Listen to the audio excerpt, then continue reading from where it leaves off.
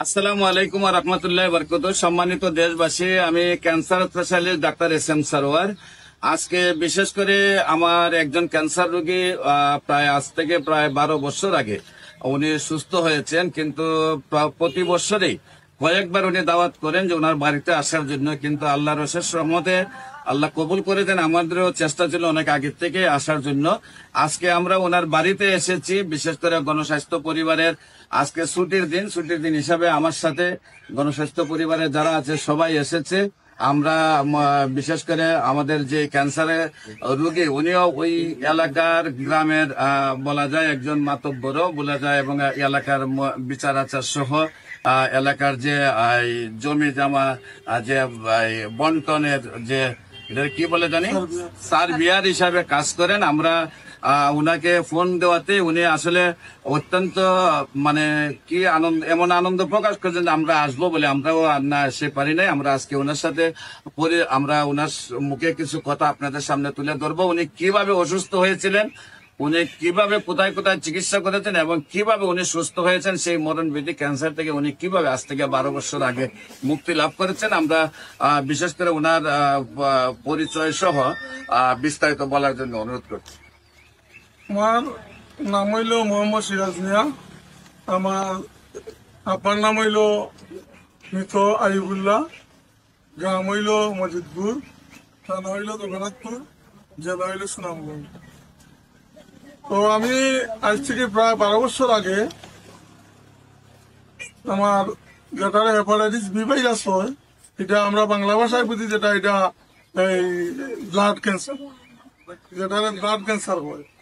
তখন আমি অসুস্থ হইলাম, পরে আমি বিভিন্ন জায়গার ডাক্তার দেখাইছি, এলোপ্যাথিক সিলেট টাকা সহ আমি প্রায় 5-7 লক্ষ টাকা খরচ করছি।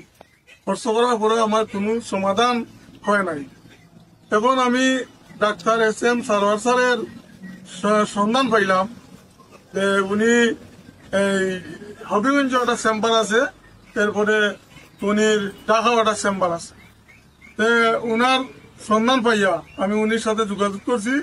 যোগাযোগ করার পরে SM সারোয়ার স্যারের কাছে আমি যখন গেলাম, যাওয়ার পরে তিনি আমার হোমিওপ্যাথি চিকিৎসার পরামর্শ দিলেন, বা উনি হোমিওপ্যাথি একজন ডাক্তারও বড় ডাক্তার। তখন আমি হোমিওপ্যাথি চিকিৎসা নেই। চিকিৎসা নেওয়ার পরে আল্লাহর রহমতে আমি প্রায় তানের চিকিৎসাধীন আমি 1 বছর ছিলাম। মাসের মাস ঔষধ আনতে হইতো দিয়া, আমি প্রতি মাসও ওষুধ আনতাম। আনার পরে আমি এই প্রায় 1 বছর তানের ওষুধ সেবন করছি। করার পরে আল্লাহর রহমতে আমি পরে এই টেস্ট যেগুলা এই মেডিকেল টেস্ট যেগুলা এগুলো করাইছি। করানোর পরে দেওয়া গেল আল্লাহর রহমতে আমি সুস্থ। তখন স্যারে বললেন যে আর আপনার ওষুধ খাওয়া লাগবে না, 1 বছর খাওয়া হয়েছে, আর কোনো সমস্যা নাই। আমি এখন পর্যন্ত আল্লাহর রহমতে সব দিকে সুস্থ আছি। আমার কোনো বড় ধরনের কোনো বেমার আজারে বা কোনো বড় ধরনের বেমারে এফেক্ট এখন পর্যন্ত করছে না। উনিও বলছিলেন আমারে যে আপনাকে যখন আমি 1 বছর চিকিৎসা দিছি, তখন আমার ওষুধটা যখন 1 বছর সেবন করছেন, আশা করি আপনার যতদিন দুনিয়ার জীবিত থাকেন আশা করি বড় রোগে আক্রান্ত করতো না। এখন আমার প্রায় 12-13 বছর হয়ে গেছে, আমি সুস্থ হয়েছি।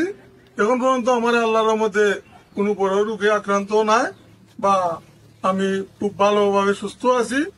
আর উনার লাগে আমি দোয়া করি। আর উনি আমার বাড়িতে আসতেন, তো আমি প্রায় সময় আমি দাওয়াত করতাম যে স্যার আমার বাড়িটা একদিন দেখা দেখা, আমি গরিব মানুষ কিভাবে আছি। উনি তো সময় পান নাই, সময় নাই, আসতে পারেন নাই। এই আজকে দাওয়াতের এই ত্রাণও কিছু তাই বিতরণ করবো আমার এলাকার এই উদ্দেশ্যে। আর আমার বাড়ির দাওয়াতও গ্রহণ করছেন, এই হিসাবে তাই আমার বাড়িতে আইসেন। আমি এতে খুব আনন্দিত, খুব খুশি। আর আমি তাদের প্রতি কৃতজ্ঞতা স্বীকার করি।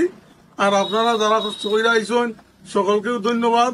আর সকলকেও আমি ধন্যবাদ এবং সকলের সুস্বাস্থ্য কামনা করে আমি আমার বক্তব্য এখানে শেষ করছি। আমি একটা কথা জিজ্ঞাসা করবো আপনাকে।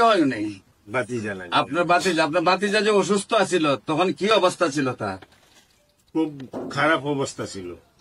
এখন আপনার নগণ্য হওয়াতে ওষুধ খাওয়াতে আমরা সকলেই সাহায্য করছি। অনেক টাকার দরকার, তো গরিব মানুষ এগুলা কুলাইতে পারে না, জায়গা জমিন কিছু বিক্রি কইরা হাওলাত কিছু মানুষের কাছ থেকে আইন না আপনার কাছে ডাক্তারি করাইছি, এখন সে সুস্থ আছে, আল্লাহর হুকুমে আল্লাহ আপনার রুচিল্লায় মাফ করছে, তারে ভালো আছে এখন বর্তমানে।